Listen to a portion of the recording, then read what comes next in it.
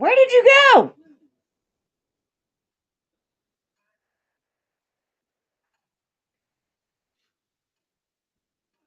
Now, I've been live for 25 seconds, and why aren't And we why up aren't on we the up on the screen? screen? I don't know. All I know is you totally pooped and went by. Yeah.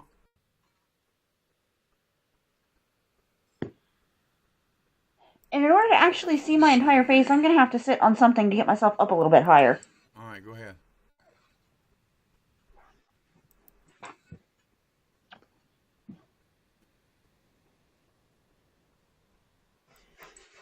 There we are. That's better. Good evening, everyone. This is Larry Barnett from Veterans Affairs with Larry Barnett. We decided to do a little late podcasting here, and we're trying to. I'm getting feedback from you, honey. You still with me? Okay. I didn't do or say anything. I think I'm picking up your phone speaker. We'll get it straightened out. But anyway, this is my goddaughter. Her name is Danielle Jones. Okay, she is one of our Gold Star family members. Her uncle Danny, who I served in combat with, was killed in action in May of '75, and she's graciously agreed to come on the show with us here. So we hope you enjoy what we've got for you tonight. We're going to be talking about quite a few different things, but they're all going to be based around on what's commonly called the last battle of the Vietnam War.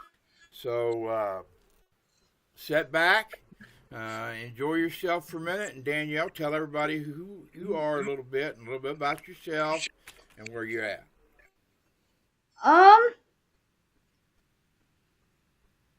Uncle Danny vanished before I was ever even born. I've known about this and lived with it my whole life.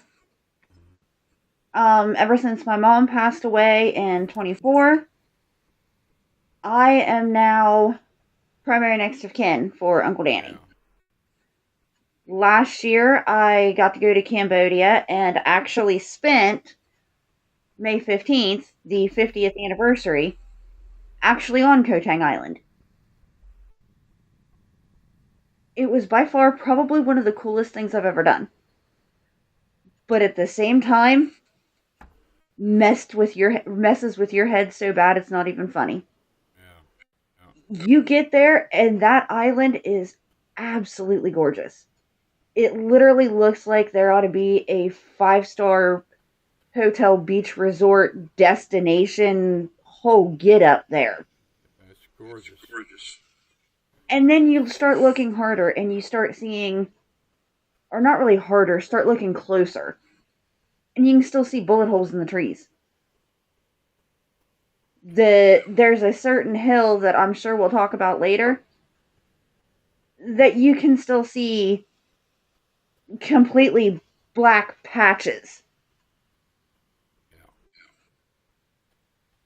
Yeah, it was. We even found one of the foxholes. It's kind of a surreal experience, isn't it? It'll mess with your head because what you see and what you know happened there just does not match at all. Yeah, it's hard to take in and kind of process it. It takes literally. I've been back there twice, and literally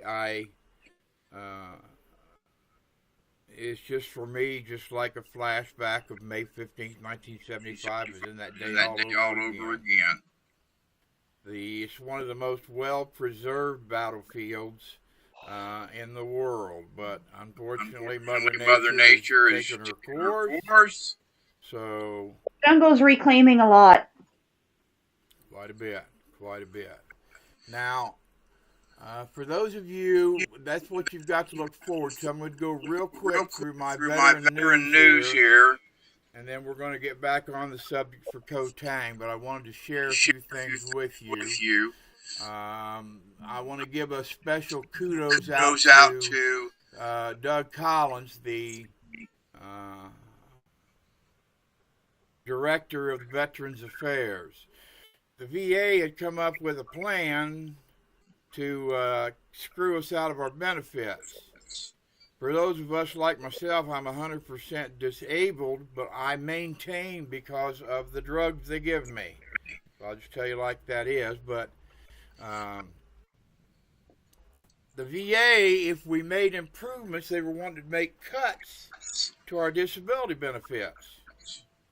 They were going to be able to arbitrarily decide if medication was working for me, how much less that I would have gotten on my own disability. Well, Collins stepped in. He seen what this was all about and absolutely nixed it in the bud and made the VA formally withdraw that proposal. Now, I have been a critic of Mr. Collins before because of the backlog in the VA, but when he's right, I'll give him kudos as well.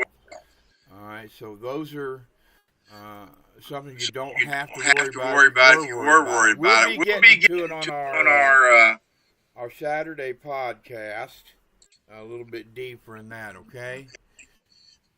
It says here, the VA leadership focus.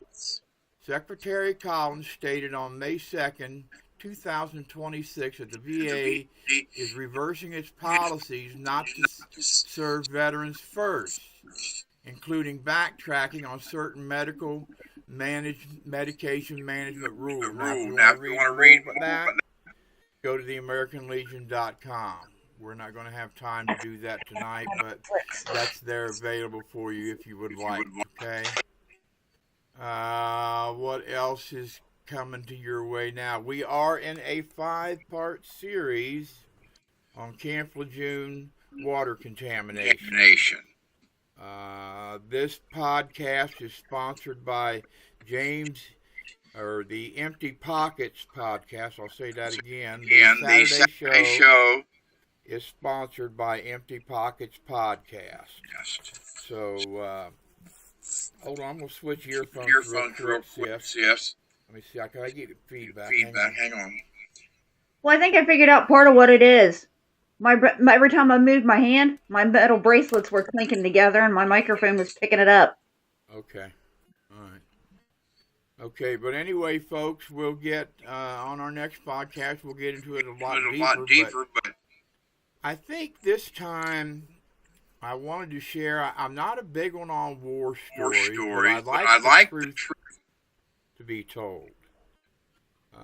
There is so much misinformation that deals with the Mayaguez incident in the Battle of Koh Tang. It would make your head dizzy. Mm-hmm. It's been especially hard on the Gold Star family members because they don't know what to believe and what not to believe. But fortunately, Danielle's been with, how long we've been together, honey? Close to 20 years. Close to 20 years. So if Danielle ever needs the truth or a question answered, she knows exactly where to go. I just did that. Mm-hmm. And? Pixie. But the idea here is to tell the story again. I was an East Marine. Those Marine? Or Marine or something or whatever. But you'll have your chance here in a minute, and I get to laugh at you. Hey, you know what? It's going to happen. Hey, it's all right. It's all good. These are live feeds now. That's the thing about it. We ain't recording nothing. We're live and in Technicolor. So, but anyway, that doesn't matter. Can you still hear me all right? Mm-hmm. Can you hear me now all right? Mm-hmm.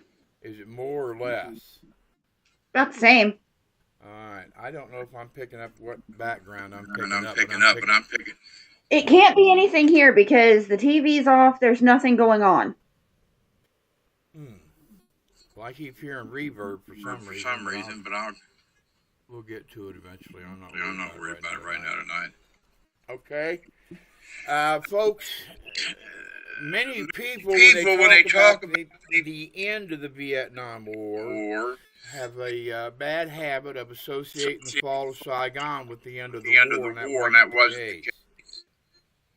The actual end of that battle was on May 15th, 1975. That was the official end of the Vietnam War. Now, what's screwed up about this is the men who were on Koh Tang on May 15th, 1975 are not considered to be Vietnam veterans. Now, hold on a minute. That's not completely true either. Tell me. Help me out. Think about it. The missing fire team is on the Vietnam Wall. Along with the other 41 names.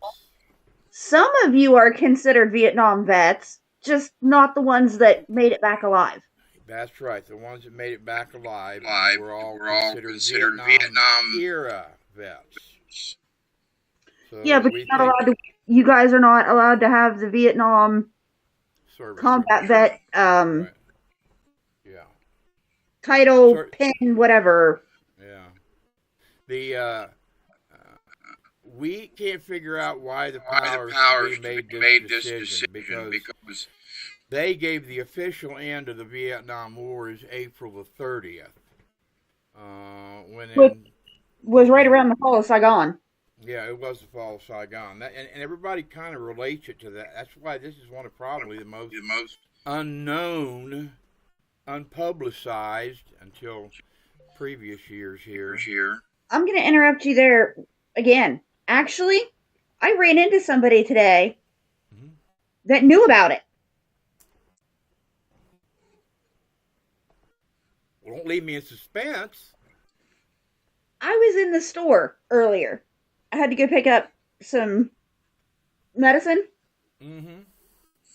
And I ran over to Dollar Tree because I wanted to get a tube of Blistex. And my phone was absolutely blowing up, which annoys the crap out of me.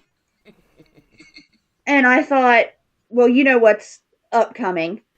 And I thought, you know what? This is only going to get worse. Well, I answered my phone, and it was a question about this. And the lady behind the counter heard me talking about it, and she actually had already known about it. Really? Where did she learn about it at? I asked her that myself, and she goes, well, I'm from that era. That was her answer. And she's like, I wonder if they ever found the missing fire team. Which about knocked me off my feet, and I looked at her and I went, no, they didn't. No. And she goes, well, how would you know? No, she didn't at that point. And because she goes, well, how would you know? And I said, Danny Marshall? She goes, yeah. My uncle. And she goes, you're kidding. I was like, no, actually, I'm not.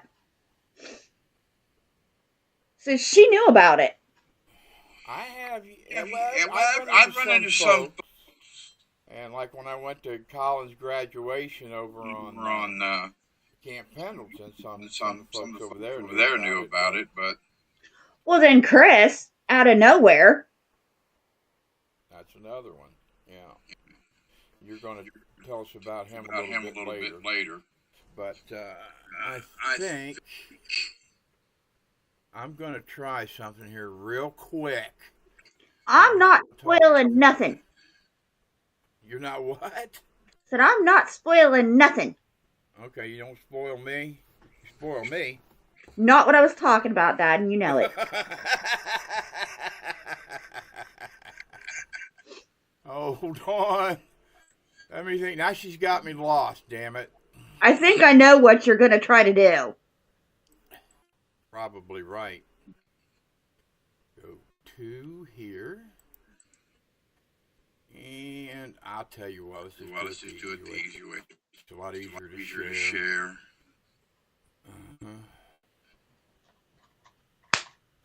Bratley, that's attached to my purse. You can't have it. And it's soap.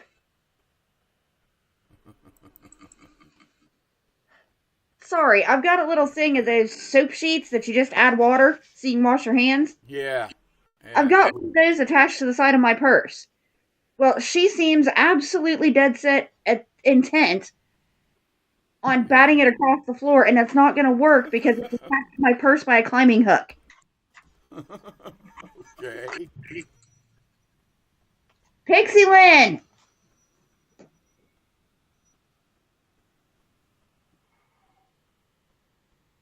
All right. This is from 10th Legion. Let me get it queued up. Oh, that's not what I thought you were going to do.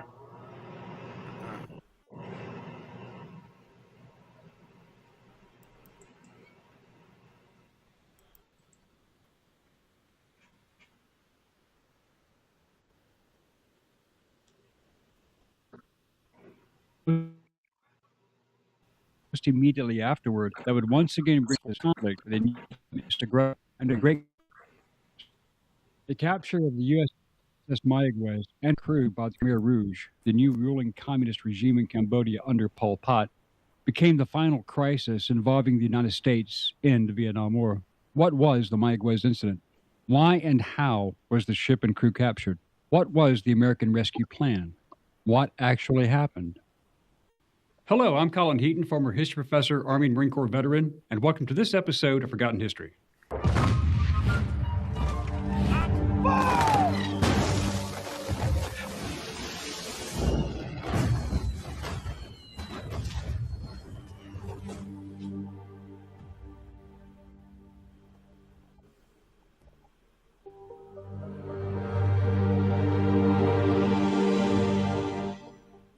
At the time, the Khmer Rouge, under the leadership of Pol Pot, had recently taken control of Cambodia and were highly distrustful of the U.S. The capture of the ship on May 12, 1975, was seen as an act of hostility toward the United States, prompting a swift American military response.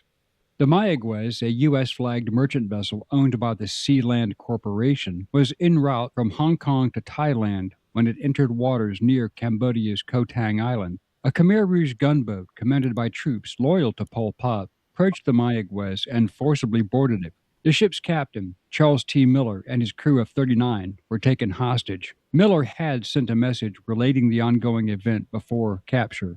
The Khmer Rouge forced the crew to sail toward Koh Tang Island, a small island off Cambodia's coast. On May 13, 1975, the U.S. government reacted and started putting together a hasty plan.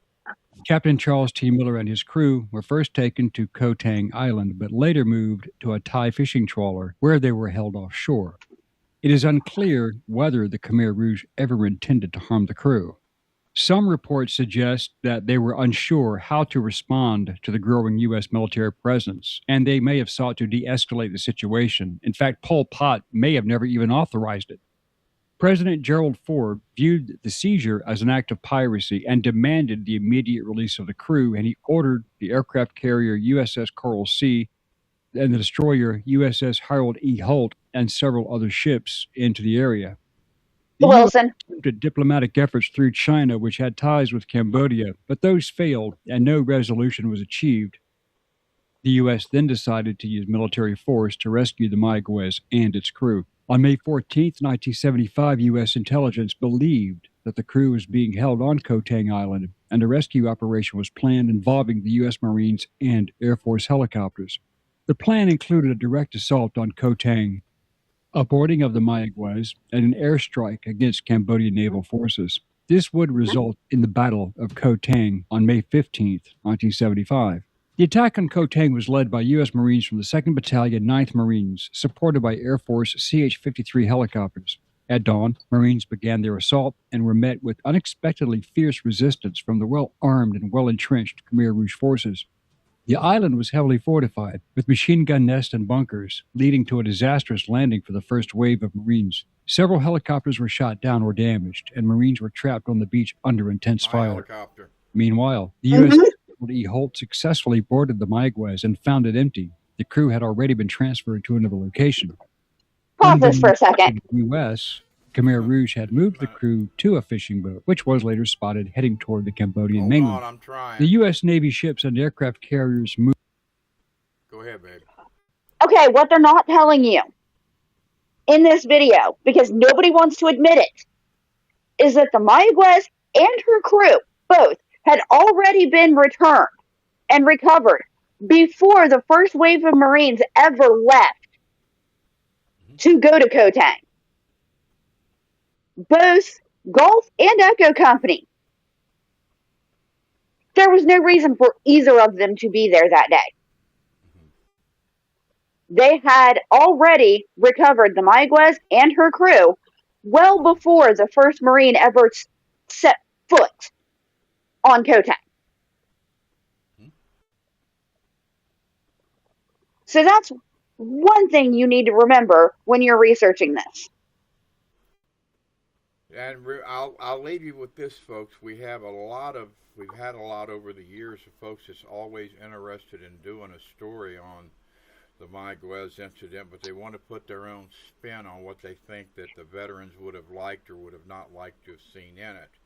And all we've ever asked all along is simply that they tell the truth. I'll leave And it at that. I'm going to apologize to anybody watching this. My subtitles are always on. So when they say something that's complete bullshit, you'll see it on my face. All right, like I said, let me know when to stop. Here we go. Moving aggressively into the area and military action being imminent, the Khmer Rouge leadership in Phnom Penh likely decided that holding the Americans was not worth the risk of full-scale U.S. retaliation. As a result, the Thai fishing vessel carrying the crew was intercepted without incident, and the 39 crew members were released unharmed on May 15, 1975. But their liberation was unrelated to the U.S. military assault on Koh Tang Island. But the difficulties were not over, because even with the crew safe and the Mayaguez secured, the focus shifted to extracting the Marines still stranded on Koh Tang. The American leadership in Washington and on the battlefield was initially unaware that the crew had been released, and the military assault on Koh Tang continued even though the crisis had effectively ended. Fighting on Koh Tang continued for several hours after the hostages were freed because U.S. military forces were unaware of their safe release. This resulted in unnecessary casualties and Marine. Go ahead. You're about to bust at the seams. Go ahead. Bullshit. They were unaware. They knew. They freaking knew. They were having a party in the White House saying, "Oh yeah, our efforts work." That's well documented. They knew. Slow down, Speedy. We were already, when we heard it, the crew, we heard it from the Wilson when they got picked up. We were already on the island, dear. Oh. It goes with the territory. You've been at this just about as many years I know. as anybody else has, so you know what I'm talking about. I know, but this is a chance to set. And we're going to set the record straight. Yeah, to fix the BS. We're going to set this record straight. Don't worry about it. Again, try and remember, folks, as I said, we deal with reporters, on a constant basis, but to fit the narrative of the story the way that it should be told, it can only be told by the veterans. I have yet to find anybody within the news media that is able to tell the story the way that the veterans want it told. So, which is why you've seen that look on my daughter's face. Here we go.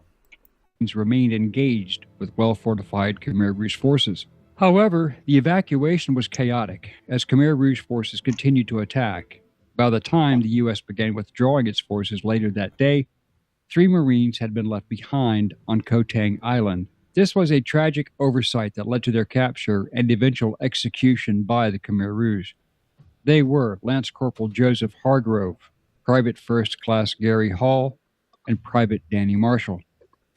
Why lose 45 pounds and become unrecognizable by spring? Right, on Monday, March 2nd, we're starting the Chair Tai Chi Flow for beginners. Disappear for a month. They can't even get his rank right. We're starting the Chair Tai Chi Challenge for men over 50. Just 7 minutes a day to boost. Why did the Khmer...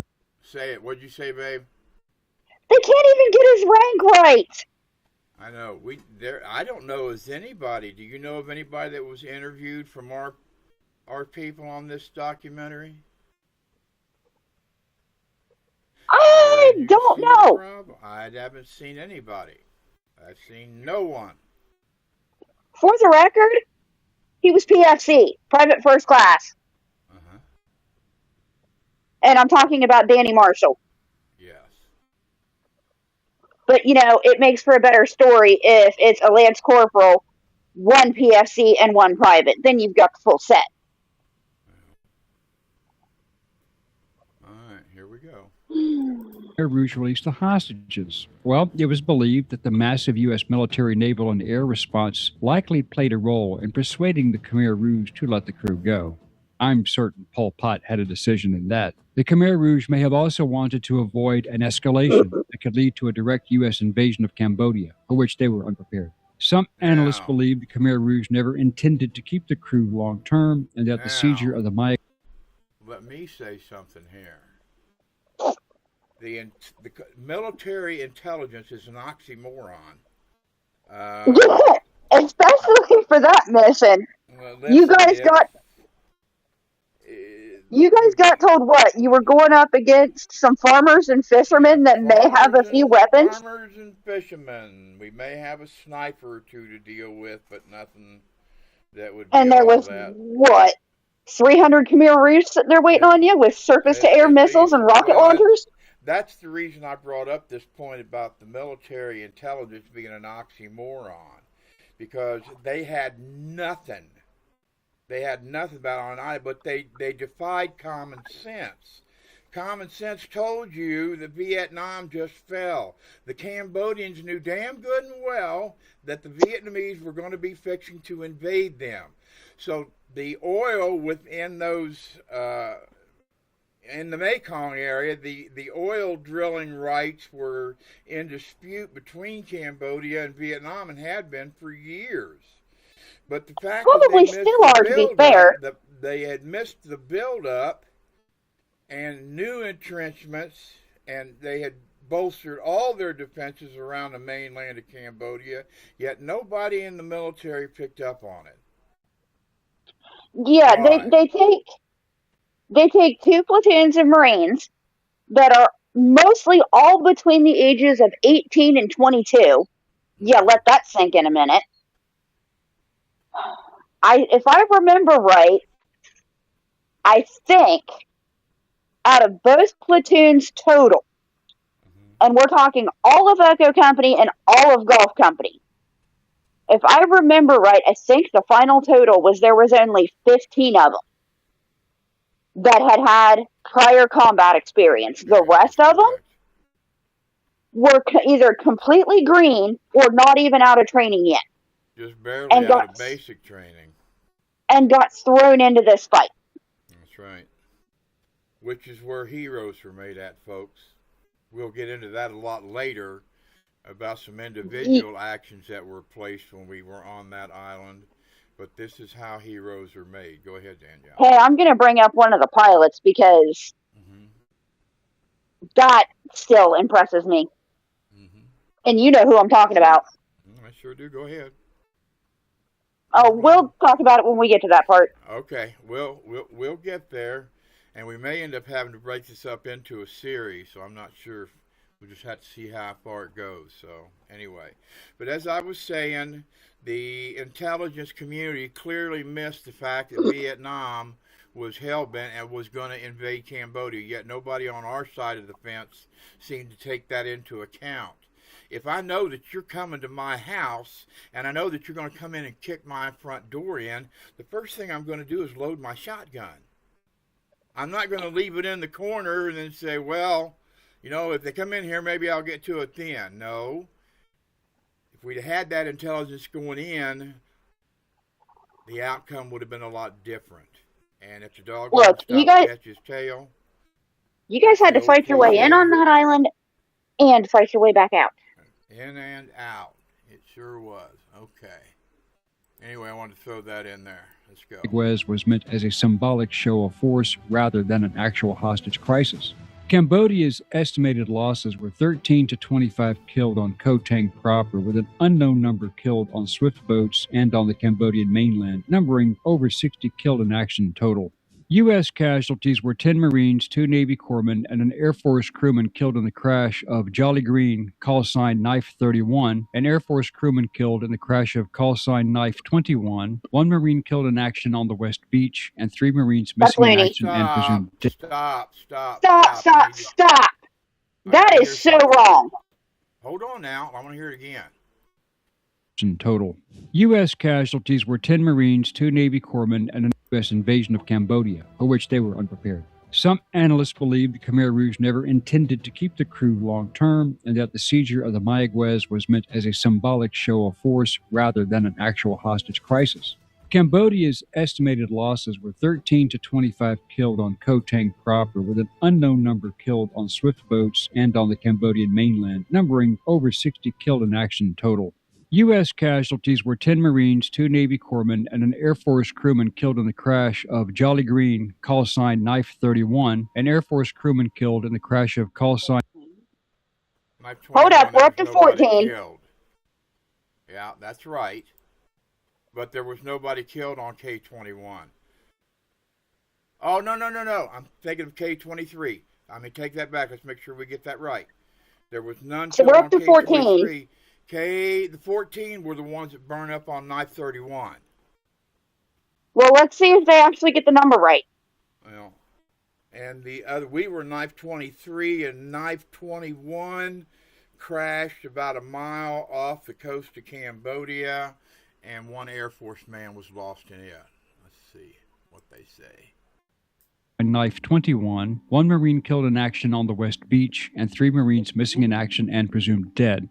50 were wounded, including 35 Marines and 6 airmen. In addition, 18 U.S. Air Force security police and 5 flight crew were killed in the CH-53 crash on their way to Utapao Royal Thai Navy Airfield, which was to be used as a staging area. Despite the end result, President Ford and the U.S. government declared the mission a success as the crew of the Mayaguez was safely recovered. However, Sure. What? Sure it was a success. Uh-huh. Yeah, okay. Yeah. In the world you live in, huh? the battle demonstrated poor intelligence and planning, leading to unnecessary American casualties, marking the last official military engagement of the Vietnam War era. It also proved the necessity of having a contingency plan for any and all situations. The surprise of the incident caught the U.S. government unprepared, resulting in a hastily planned mission. It underscored Poorly the planned. aggressive stance the U.S. Huh? I said poorly planned. Yeah, poorly planned. This is okay. We're gonna scratch this one off here and be done with it. I don't see. You see what we deal with, folks. You know, it's getting the story out there. The way that it is tells the story just fine. But misinformation, mistakes, missteps, misspeaking keeps it shrouded in controversy. Go ahead. I'm sorry. Hey, at least this one didn't go into the BS story of how the gun team didn't follow orders, they ran out of ammo, And so on. That's right. all of the stuff that blames them instead of what actually happened. Well, you're fixing to get into that here very shortly. I'm going to stop that one screening there, and there me and Danielle are right now. Each of these series, when I do these, will have some videos with them. Like I said, we have probably yet, I don't know, maybe one or so that came close to what was actually happened on that island and why it actually happened the way that it did. And to this day, there's still high-level officials who refuse to discuss, talk. Okay? They wanted to make sure that they blamed the Marines. The gun team, in particular, was a very sore spot, was an extremely, and still is an extremely sore spot because of what we are taught in boot camp. It went against every grain of what we said. Go ahead. And let's also put it this way, a lot of stuff from the Vietnam War has been declassified. Except for, funnily enough, what happened to the gun team. Isn't that amazing? Not really. Yeah. You know that as well as I do. Yeah. Okay. So, I'm going to tell you a little bit about the East Beach where I was. I can't speak a whole lot into what happened, and in future podcasts we'll get some West Beach folks on here, hopefully, that can share that story, because I don't like telling any story second-handed, except I have a check and a balance, and meet my check and balance right here. All right. The things that were right. We did leave early on the morning of May 15th, but we didn't leave early enough. By the Well, time and we had got... Utapau was set up as a staging area. That is true too. We left the staging area. It was dark, but we left and got started late. So by the time we got to the island, the sun was just coming up over the horizon. You could see for miles. You could hear for miles. If we were planning on having the element of surprise, we butchered that right from the beginning. Okay, because we didn't get there at dark. We got there at daylight in the morning where everybody could see and hear us.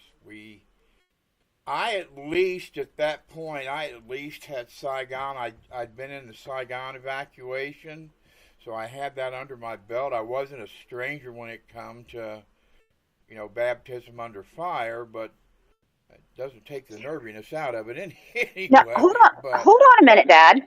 How old were you? 18, June 19, May, June, July, August. I was 4 months away from 19 years old. So, while he's talking, I want everybody to remember the fact that we're talking about an 18-year-old here. We're talking about a company full of 18-year-olds, a company full of kids. 18 to 22. Okay. And the only thing they had to worry about 6 months earlier was how to get gas money to go to the drive-in theater. And now here they are in a combat situation with trained, seasoned troops. Well, as we started to back in, Knife 31 was next to us, and we were 23. As we started to back in, there was a bright, even with the daylight, there was a bright orange glow inside the helicopter. And I looked over my left shoulder, and Knife 31 was a ball of flames. It had taken a shot, it had taken an RPG round right in the fuel tank. And a helicopter is made with a lot of magnesium, which is what a match. So you can just imagine how fast it took for this chopper to burn up to a skeleton. And I'd never seen... Go ahead. Here's the thing. From being on a fire department myself, fires that involve magnesium, you can't just dunk it in water or put water on it to put it out. Water does not put out a fire with magnesium. I had never in my life had I seen anything like that, and I'm not going to go into gory details.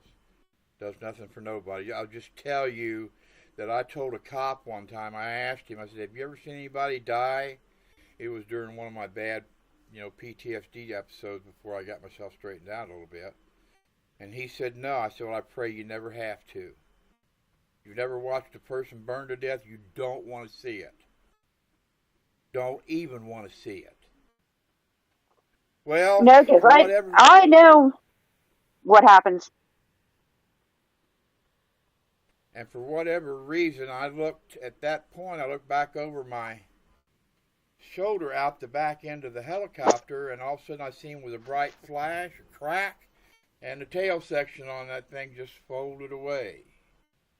Now, when that happens, that's what's called loss of yaw control, meaning basically the propeller slows down and the body of the helicopter starts to spin. And it crashed us. We crashed into that East Beach. Now, we were fortunate. My Marines were able to get off and get into the tree line in the jungle with minimal damage. We had one Air Force guy was shot in the thigh, and we had another guy I think was shot in the ankle, Robert Doshniak. I can't think. There may have been one more, which I have to think about. But anyway, that was our arrival up on the island. Like I said, you guys had to fight your way in and fight your way back out.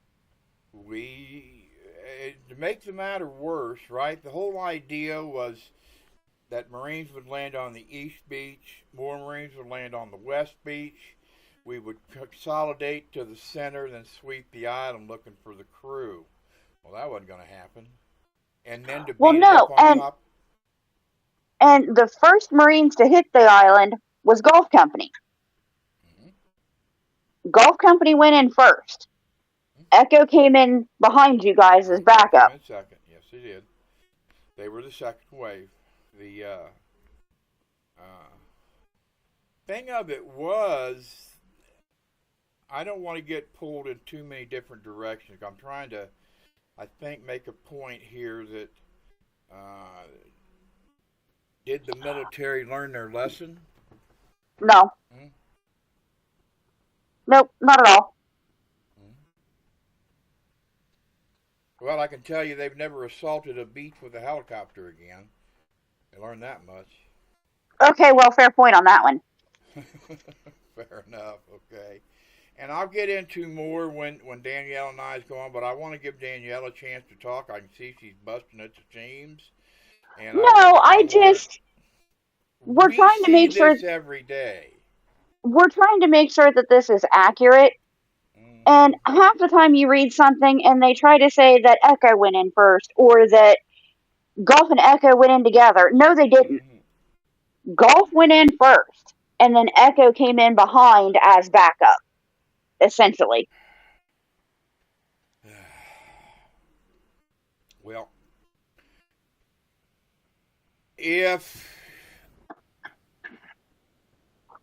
we take lessons, which is formal, turn it over to you. If we take lessons from what was happening that day, there would be some valuable information shared in classrooms. But you have so much disinformation, you have so much rhetoric, you have so much of no, this happened, and yes, that happened, and no, yes, that did not happen. But the Marines had come to a point to where they say, what the hell's the use in talking about it? You can't get anybody shut up long enough to let you tell them what the truth is? Because media will twist and turn it to fit their own narrative. As long as they have the power of editing, then they can take our words and make them be anything that they want it to be. So that's why people like myself and Danielle sit out here to bring up what the truth is. So that you have, I'm an actual combatant. She is a Gold Star family member. She has been back where her uncle died. She has walked in his footsteps. She's had a very close look at something other people can only dream about. So I stood on that island. I walked East Beach and West Beach, trekked across the island, having to watch where you step because there's still explosives buried that they haven't found yet. You know, and here I am just bouncing around everywhere all over that island. You know, the current active duty Marines that they sent with us, I think I was making them completely nervous. Of course, I had been making them nervous since I got there. Oh, you know what it's like to try to... Well, you know what it's like to try to tell me what I can and can't do. I'll look at you and say, yeah, sure, okay. I gave him the slip all the time and did what I wanted. It was actually kind of easy. Nothing about nothing. All right? It was actually fairly easy to do. Yeah. When they think you're little, cute, and harmless, as long as you let them think that, you can outsmart them every time. Yeah. And the funniest part was the furthest I really went by myself was across the street to get coffee. But you know what's amazing about that city? When in Phnom Penh, those people have been at war so much and so long that they're actually numb to it anymore. You know what? They went back into a war not long after we got back. And I think that's finally, at least for now, settled. Yeah, they They've been into it. They've been into it for centuries over there, folks. So war to them is not like it is as personal level as it is to us, because that's all they've known their entire life. You know? Well, most of them, most of the younger generations don't even know about the Khmer Rouge. No, don't know what you're Found that? talking about. No, they don't. Found that out while I was over there.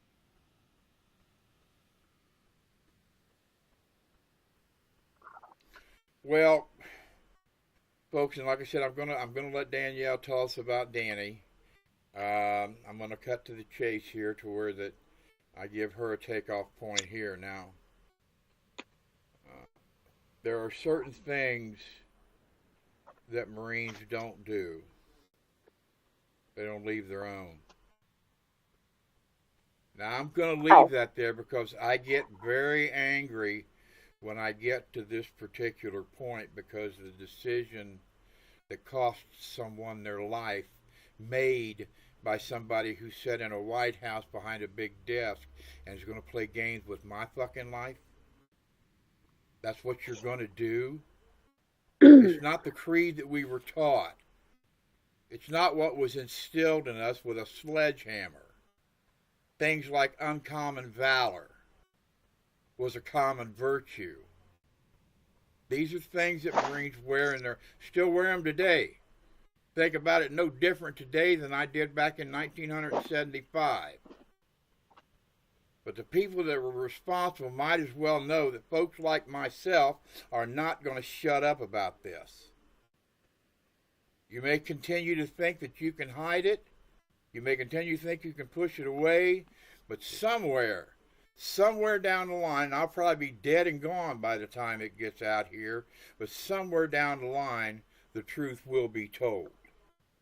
Oh, I hope it's before your passing, because the thing that I'm not going to spoil,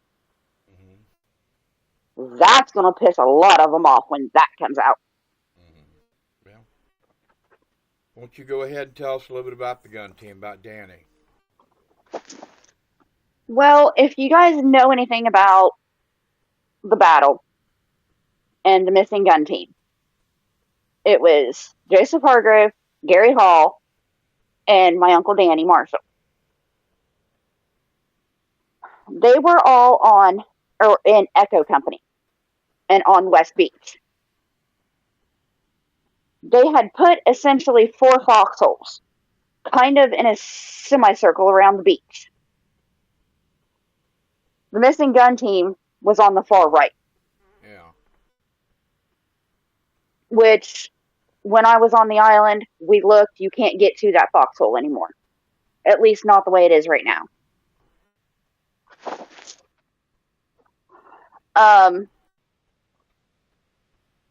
My Uncle Danny was 18. His birth certificate says March 10th was his birthday. Now, until my grandmother's dying day, she actually swore it was the 9th. That the hospital screwed up and put the wrong date. Either way, I don't know. I wasn't born then.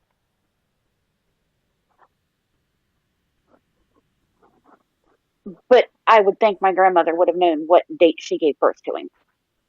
You know, so. Just my guess.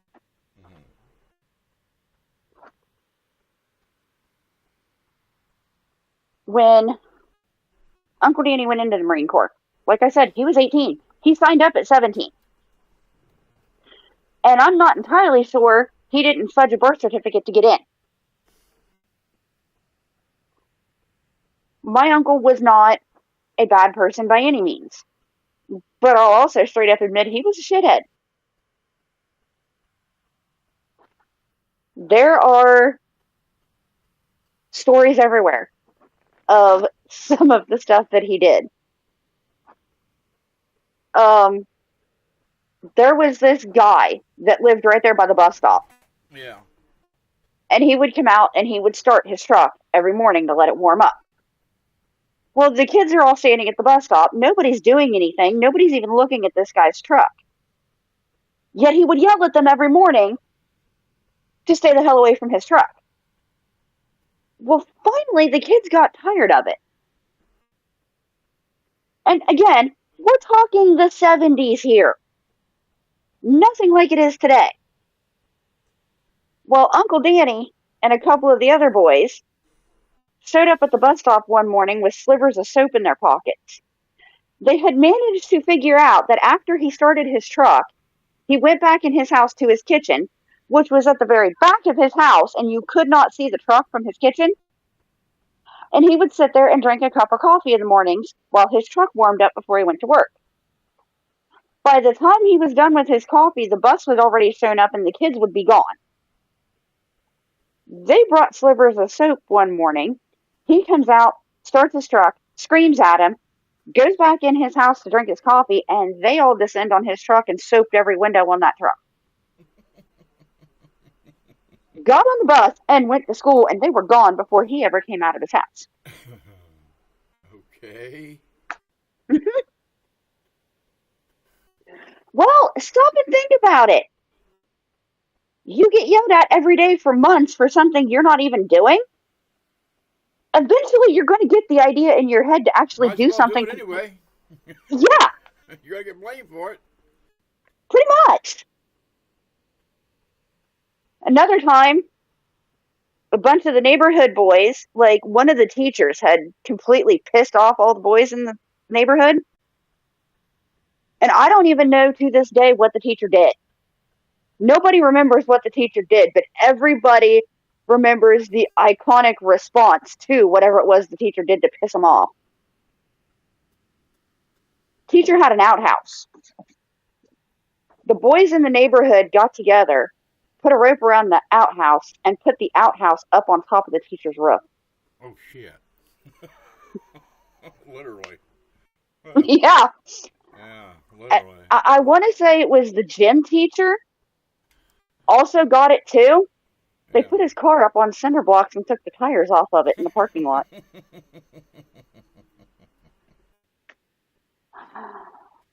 But like I said, you're talking, this is late 60s, early 70s. Yeah. When all this was going on. It was a completely different, essentially it was a completely different world to what we live in right now. We didn't have the distractions then that we got today, I'll just tell you.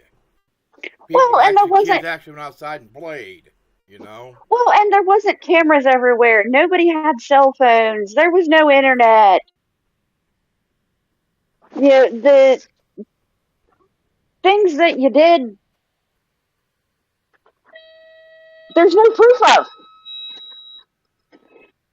Unlike today. What's happening? Your camera went off. Yeah, I gave you center screen. Oh. I gave you center screen, you're talking.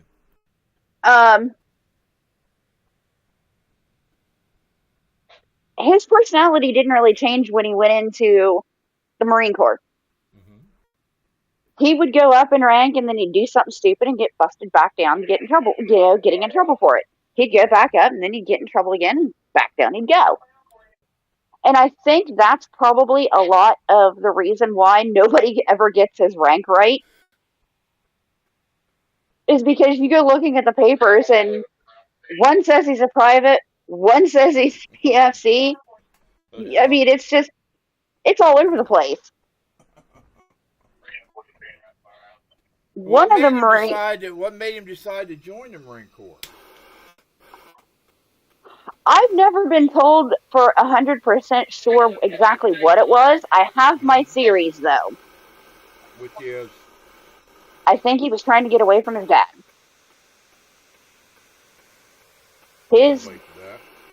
His biological dad was an abusive, alcoholic asshole. And Uncle Danny being Uncle Danny, when his dad would try to turn his temper on the girls, meaning my mom and my two aunts, Uncle Danny would draw the heat to him. But you can only take so much of that. And it wasn't long after, it was either right before or right after Uncle Danny enlisted, Grandma filed for divorce, which was unheard of in the 70s. That didn't happen.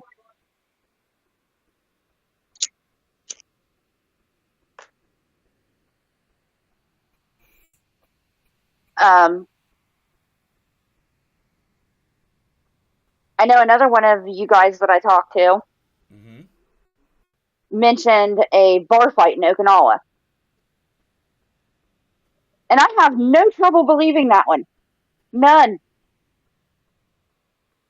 That actually kind of seems right on par for what I've heard about him here, growing up. I know there's been several books written, one of which I cannot stand and I would love to burn every copy of. And this is where Larry and I disagree. Although he understands why I feel like I do. Because you know the book I'm talking about. I know. And my problem with it is because for Gary Hall and Joseph Hargrove, the author went to the families to get his information. But for my Uncle Danny, he went to the town whore.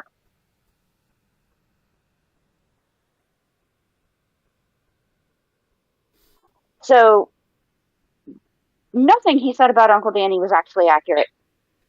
It's all a lie.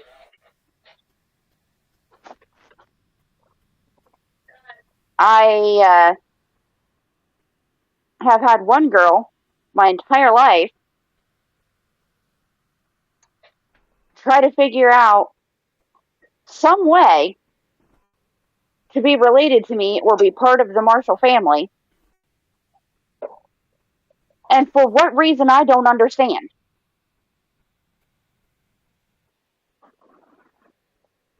This is a girl that he talked to? No, actually, it would be her daughter. Her daughter. Okay. All right. Yeah, the town whore's daughter. Okay. Every time she sees me, it is some new wild theory about how she's related to me. The last one being that her brother was supposedly my Uncle Danny's son. What? Oh, you told me that. Yeah. That's right. You did tell me that. Yeah. Although, funnily enough, she didn't realize that my mom was with me when she said it, and she said it in front of my mom. Yeah. So my mom looks at her and goes, well, okay, let's go have mitochondrial DNA done. Or let's go have a DNA test done. That'll tell us. There you go. I will tell you. I've never heard another word about her brother being my uncle's son again. You would be surprised over the years the number of people that I call them wannabes. You know what I mean? Mm-hmm. They would just want to be involved in it in some way. It's a mental disorder of some kind. I forget what they called it, but we'll have, every time we do a reunion, we'll have somebody get on the phone. Yeah, man, I was there. And, well, who was your company commander? General George Custer. Okay. What was your platoon? I was with 6th Platoon. You were? You were in the Marines. Oh, yeah, I was in the Marines. You'd be shocked to hear some of the stuff I hear. Custer? Really? Fred Morris made me listen one night. I couldn't. I said, no, surely not. Somebody wouldn't get on the phone and do some dumb shit like that. He said, just watch and see. So he'd already... Hey, wait a minute. He found out. Wouldn't do some dumb shit like that? I'm the one that got the phone call from the guy demanding directions to the private family cemetery where there is a marble headstone sitting with no body. And then when I told him no, it was a private family cemetery, I got cussed out and called every name in the book but a nice white girl. Mercy. All because I wouldn't tell him how to get to a private family cemetery. And the whole reason that no public is enforced now, because it didn't used to be, the whole reason that it is enforced now is because somebody went up there and actually stole Uncle Danny's military headstone up out of the ground to begin with. Concrete and all. Left a huge gaping hole in the ground where it was.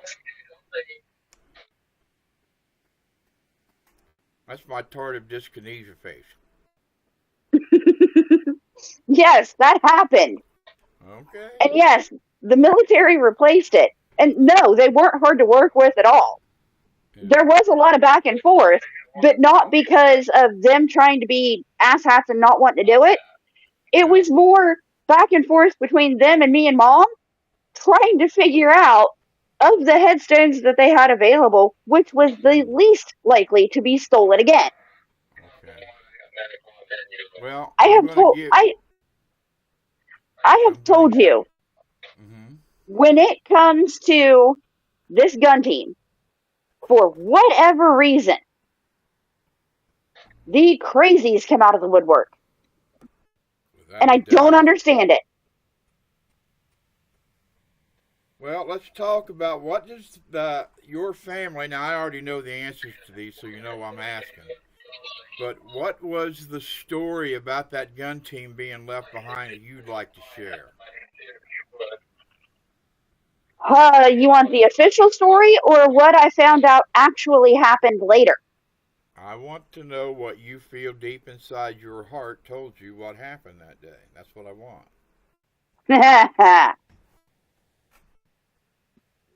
Well, I met you like 20 years ago. Yeah. You and Fred Morris and a couple of others. Yeah. And we were all talking on the original Koh Tang Beach Club website. Right. Fast forward to about 6 years ago now. Does that sound right? Okay, I don't know what you're saying yet, but go ahead. The bridge. Oh, 6 years ago, yeah. My mom decided to get a bridge dedicated for Uncle Danny. And originally, she wanted it on a bridge in Waverly, which is Uncle Danny's hometown, is Waverly, West Virginia. Well, it took a year, and Mom had wanted to do the dedication ceremony and all of that. Well, she gets a message one day that the signs were up, the bridge had already been dedicated. Well, I'm driving out Waverly Road, and I find the signs, and they were not on the right bridge at all. If you can't tell by now,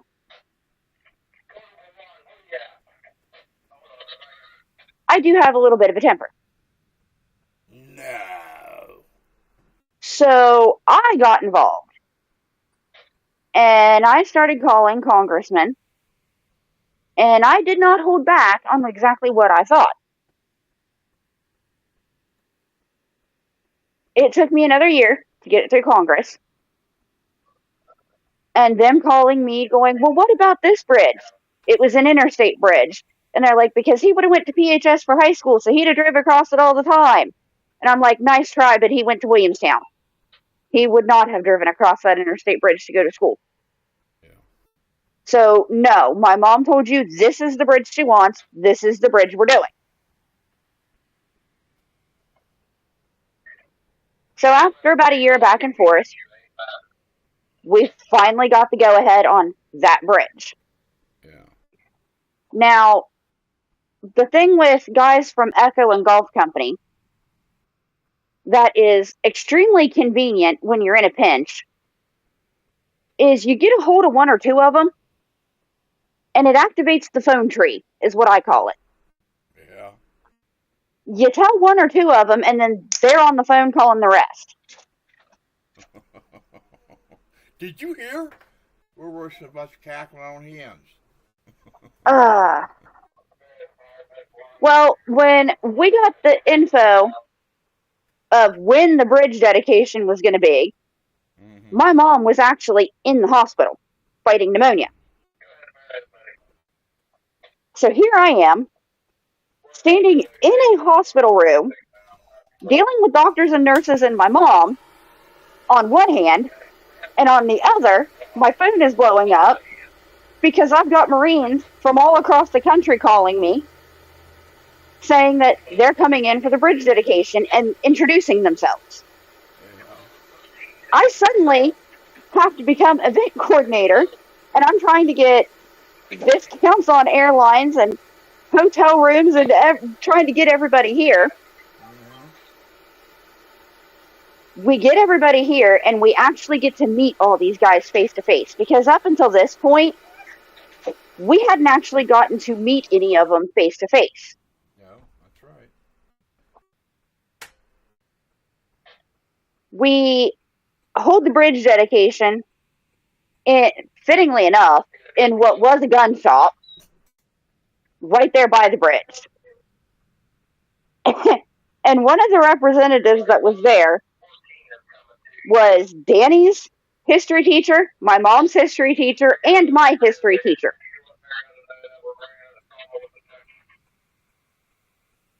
They were trying to tell us not to shut the road down. And this guy goes, I wouldn't waste your breath. They're going to do what they want anyway. So guess what we did? Shut the road down. Yes, we shut the road down. So that everybody could get pictures with the sign. And they JB welded coins to it. Which, by the way, they redid the bridge and replaced the signs. The coins aren't there anymore. Oh, doggone it. I don't know where the old signs went, but I do know one of the coins had fallen off. Okay. Well, as you remind, we got to put them back on there next time I come down. Like where it belongs. After the bridge dedication, we all went out to well, it's called Fish and Game. You can go fishing. There's a shooting range there. You can go camping. All that kind of stuff. But there's also this big pavilion picnic area. And, well, I'll let you tell them what you guys decided about me that day. That was funny. Hang on. Or do you even remember? That we were adopting you? Well, not just that, but Mom trying to talk and you guys being so loud you couldn't hear her.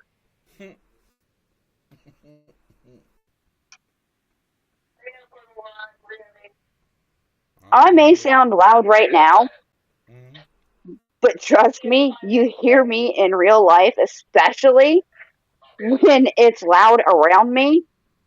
I somehow am able to get the volume of my voice up above everything else. Oh, I am too. We was in D.C., and that's when Dick Keith was there and Tim Treble was there, and everybody was talking. But somehow my voice carried over top everybody else's. I'm the one that embarrassed itself. Well, no, when Mom was trying to thank you guys for showing up, everybody was talking, and I just let my voice boom and went, hey! Everybody's head snapped around towards me like, whoa!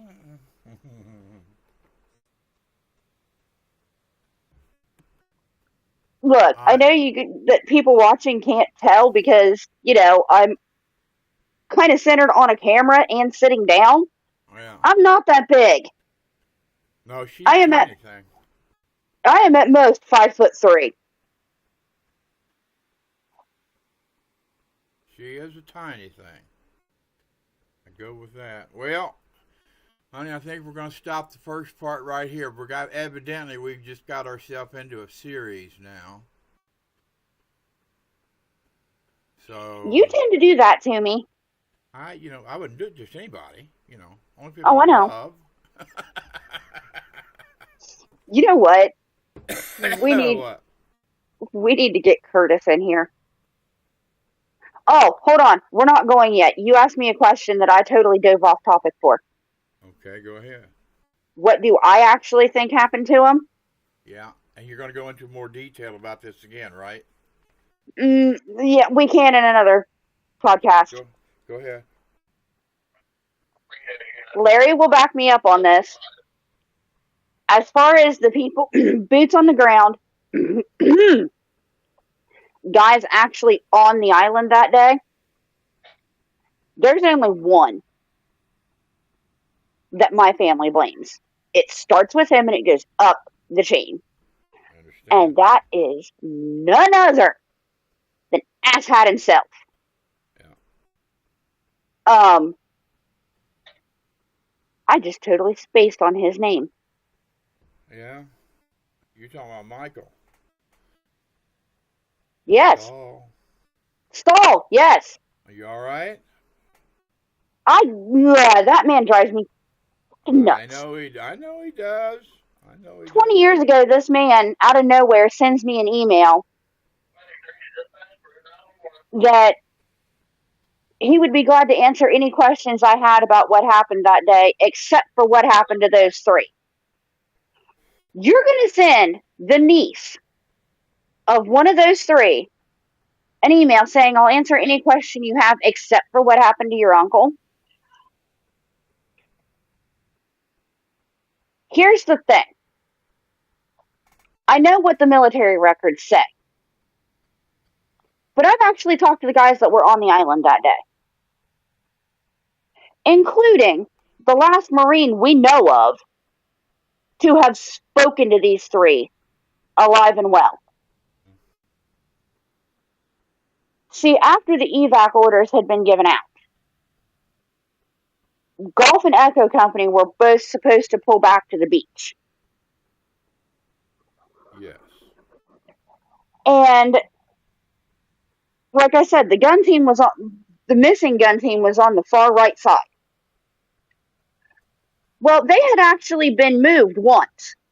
They had been moved back inside the perimeter. Well, then come to find out, Stoll put them back in that foxhole. The far right on the perimeter, right? Yep. Outside of the perimeter. And told them that they were to stay there and provide cover fire for Echo Company to evac out, and then they were to fall back and evac out with Gulf Company. Mm-hmm. Now, anybody that was there that day that is listening to this, yes, I know that's not what happened. But I think it is important to know what they were told.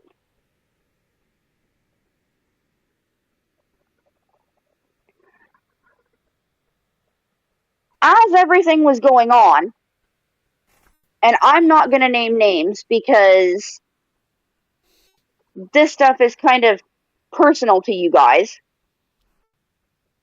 but there was one Marine that came across Stahl and got told to basically watch a bush and shoot anything that came out of it. The Marine looks at the bush and then looks back down the beach, and Stahl's already gone. He'd hauled ass down and was on one of the first choppers out of there. Years later, this same Marine found out that that bush was directly in line with where the fire team was. He didn't know it.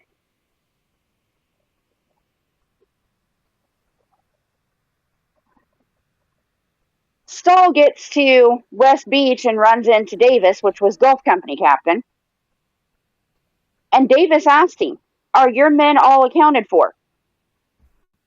Stahl looks him dead in the eye and said, "All of my men are present and accounted for." Never once mentioned the missing fire team. Mm-hmm. He left them there. Mm-hmm. On purpose. Now, and I hope to God he sees this, now that son of a bitch is running around the Midwest, getting paid to do lectures on this shit, and he's lying through his teeth about what happened and getting away with it. I don't know why we've never really tracked him down. Put me in a room with him. Put me in a room with him. Let me be a fly on the wall. There's a reason my name is Danielle. I'm named after Danny. And Danny is still a nickname for Danielle.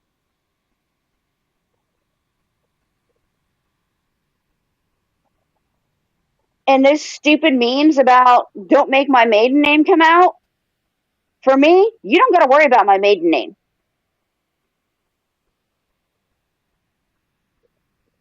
Put me in a room with that son of a bitch, and the marshal will come out. And I will make him look me in the face and call me Danny.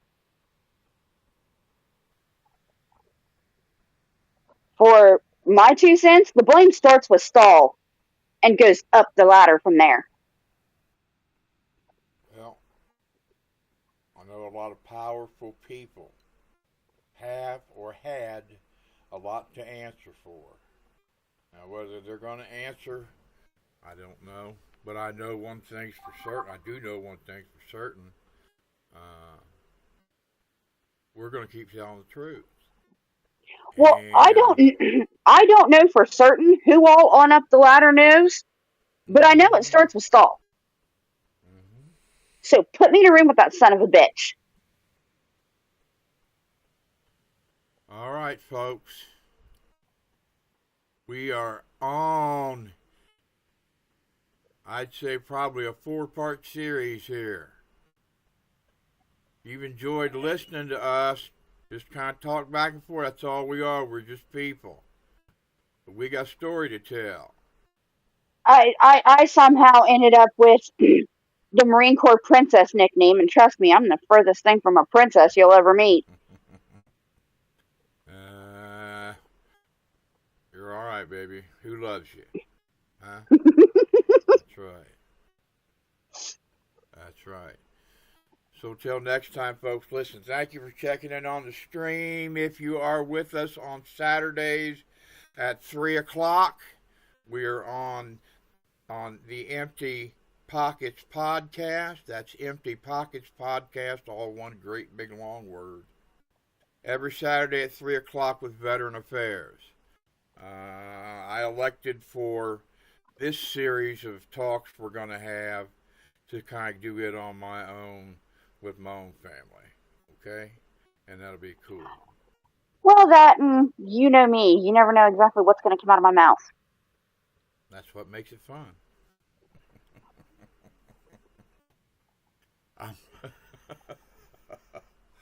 Thank you. We did 1 hour and 17 minutes. That was good. That was good. I love you, honey. Love you too, Dad. Bye-bye.